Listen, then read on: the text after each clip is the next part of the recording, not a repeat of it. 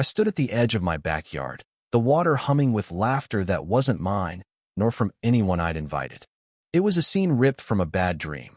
Wine glasses clinking, swimsuit straps snapping, and Cassandra Holt, the HOA tyrant, lounging in my brand-new hot tub like it was her personal spa. A stranger in drooping blue trunks poured her wine while she raised her glass at me, shameless, and chirped, "Oh good, you're back. We were just saying how lucky we are to have this shared gem." My fists clenched. I hadn't even used the tub yet. It was my birthday gift to myself. Now it bubbled with strangers, spilled drinks, and Cassandra's flip-flop dangling over the jets. That's when I knew she'd crossed me one too many times, and I had the perfect scientific payback brewing. 3 weeks earlier, I'd been savoring suburban calm. I'm Ethan Carter, software developer, introvert, and master of subtle revenge. I'd moved to Oak Ridge Estates for its quiet, tree-lined streets and low crimea place to unwind, not to deal with Cassandra's HOA reign of terror. I'd spent 2 months designing my dream hot tub, heated jets, LED lights, Bluetooth speakers for soft jazz, tucked behind a privacy fence I'd paid extra to have surveyed. It was my sanctuary, safe from HOA meddling, or so I thought. Then Cassandra showed up for a routine check, visor on, clipboard in hand, gums snapping like she was punishing it. She peered through my fence. "Nice setup," she said, her tone oozing fake charm. "Technically, outdoor features like this need HOA approval, but I'll let it slide for now."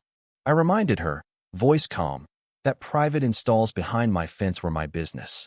She smirked, scribbled something, and sauntered off. Red flag 1. Red flag 2 came when she mused about community spirit and shared resources. 2 days later, I found fresh footprints in the wet concrete near my tub.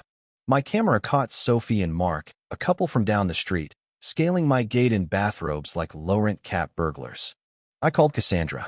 "Oh yeah, that was me," she said, breezy, like she'd borrowed a pen. "I told them to test it. Sharing builds community." "That's trespassing," I snapped. She laughed. "Relax, it's just water." It wasn't. It was my haven, my escape from coding deadlines and her noise.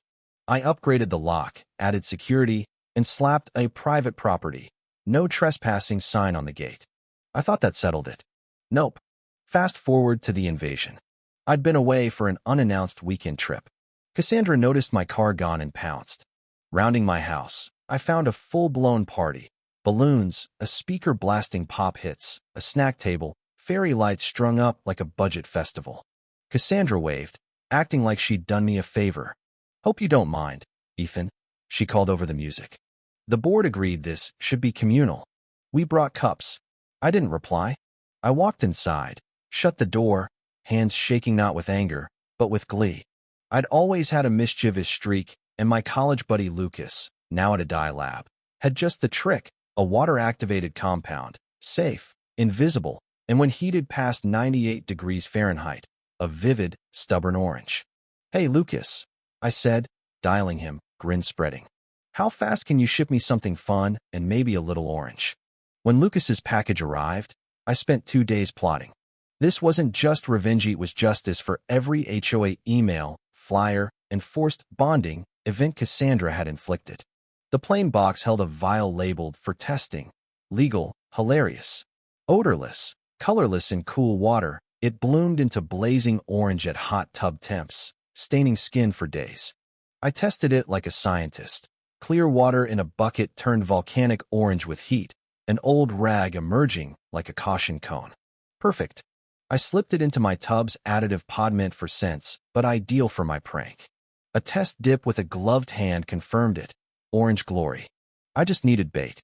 I parked my car 2 streets over, posted a vague lake photo online, and left a vacation lotion box on my porch. Cassandra, nosy as ever, took the hook. Saturday, I watched from upstairs, cameras rolling.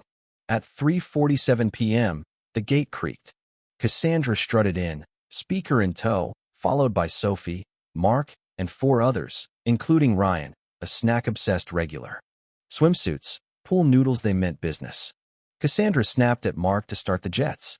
She eased in, moaning like a spa ad, the rest piling in after. For 5 minutes, it was all giggles and splashes. Then it hit. Ryan glanced at his arm, frowning. Is this normal? His skin glowed orange pumpkin orange. Sophie shrieked, legs blazing. Why am I orange? Cassandra bolted upright, her chest and arms a citrus nightmare. What is this? Chaos erupted. Guests scrambled out, slipping, tripping, yelling about toxins and lawsuits. Cassandra, a dripping orange statue, pointed at the tub. Sabotage. That tech nerd did this. I muted the feed, grinning. They flailed like neon flamingos, clutching stained towels, phones out, pure pandemonium all recorded. They fled, still bickering, and I saved the footage. The neighborhood chat exploded.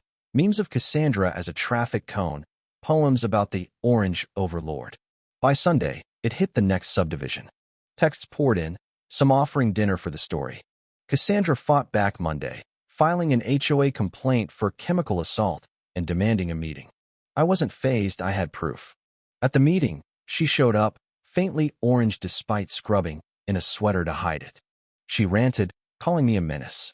I handed out my survey, permits, and the unedited video. The board watched in silence. Cassandra's trespass, the party, the orange meltdown. Owen, a quiet board member, asked, "Wait, you broke in?" She stumbled over community trust, but no one bought it. Her complaint tanked. The next day, she posted a melodramatic Facebook screed about toxicity in Oak Ridge, accusing me of poisoning morale. Comments shredded her. Agnes, an older resident, quipped, "So we raid fridges next? Dibs on yours, Cassandra." She filed a health department claim biohazard in a water feature. An inspector, Tom, arrived Wednesday, puzzled. I showed him the tub, explained the safe dye, and handed over Lucas's safety docs. He laughed. Heard about an HOA food violation here months back. Related? Maybe Cassandra's lobster obsession. I grinned. He filed it as neighbor nonsense. Then an anonymous board tip came. Check the HOA funds.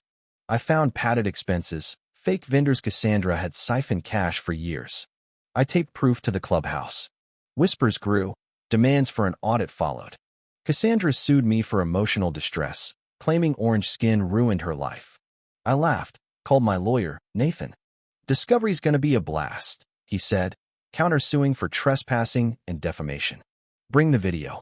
She tried a unity picnic to rally support food, bounce house, raffle.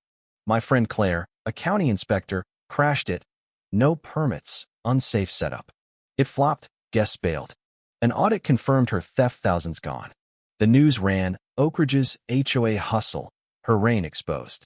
At court, her sob story crumbled against my footage, docs, and Claire's affidavit. The judge ruled for me, damages awarded. Cassandra slunk out, defeated. She vanished, her house dark, then sold. The HOA, led by Victor, a no-nonsense vet, vowed no more overreach. My tub stayed orange-free, a quiet legend. At a barbecue, someone asked if Cassandra turned fully orange. Just waist up, I said, raising a glass. Peace returned, mine, untainted.